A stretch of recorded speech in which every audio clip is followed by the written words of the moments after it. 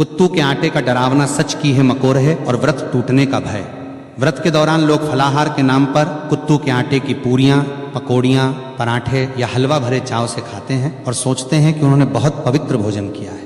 लेकिन क्या आपको पता है कि बाजार में मिलने वाले कुत्तू के आटे में एक ऐसा डरावना रहस्य छिपा है जो आपके व्रत को पूरी तरह नष्ट करके आपको नरक का भागी बना सकता है। कुत्तू का आटा काफी समय पहले पीसकर बोरियों में बंद करके रखा जाता है, जिसके कारण नमी पाकर उसके भीतर बहुत ही बारीक, सूक्ष्म और छोटे छोटे कीड़े मकोड़े पैदा हो जाते हैं, जिन्हें बिना गौर किए नग्न आंखों से देखना नामुमकिन सा होता है। यदि आप बाजार से पैकेट या खुला आटा लाकर बिना उसे अच्छी तरह जांचें और बिना बहुत बारीक छलनी से छाने सीधे तेल में तलकर इस्तेमाल कर लेते हैं तो अन्न जाने में आप उन सैकड़ों जीवित जीवों और कीड़ों को भी पकाकर खा जाते हैं। शास्त्रों में साफ साफ लिखा है कि व्रत के दौरान यदि आपके पेट में एक भी कीड़ा या जीव चला गया तो वो मांस भक्षण यानी मांस खाने के बराबर माना जाएगा।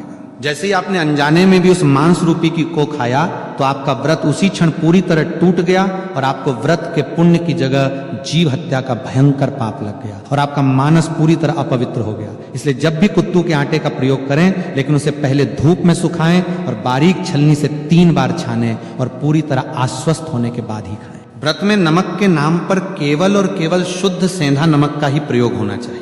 साधारण समुद्री नमक का एक दाना भी व्रत को नष्ट कर देता है। बेल के पैरे की झड़ का ताबीज और अदृश्य शक्तियों का परछाई नाश सावन के महीने में बेल पत्र का महत्व तो बच्चा बच्चा जानता है, लेकिन बेल के पैर की जरज में जो तांत्रिक, सुरक्षात्मक और अलौकिक शक्तियां होती हैं उसके बारे में कोई नहीं बात करता। सावन के किसी भी सोमवार को सुबह सूर्योदय से पहले उठकर स्नान करके बेल के प्राचीन वृक्ष के पास जाएं, वहां धूप दीप जलाकर प्रार्थना करें और उसकी जड़ का एक छोटा सा टुकड़ा कुल्हार ही या लोहे से नहीं बल्कि लकड़ी या हाथ से प्यार से तोड़कर ले आए। उस टुकड़े को गंगाजल और गाय के कच्चे दूध से धोकर पहले शिवलिंग पर स्पर्श कराएं और फिर उसे महादेव का प्रसाद मानकर वापस ले लें। इसके बाद उस चको, चांदी, तांबे या पीतल के किसी ताबीज के अंदर भरकर काले या लाल धागे की मदद से अपने गले में या दाहिनी बाजू पर बांध लें। ये कोई साधारण लकर ही नहीं रह जाती, ये साक्षात महादेव का त्रिशूल और सुरक्षा कवच बन जाती है।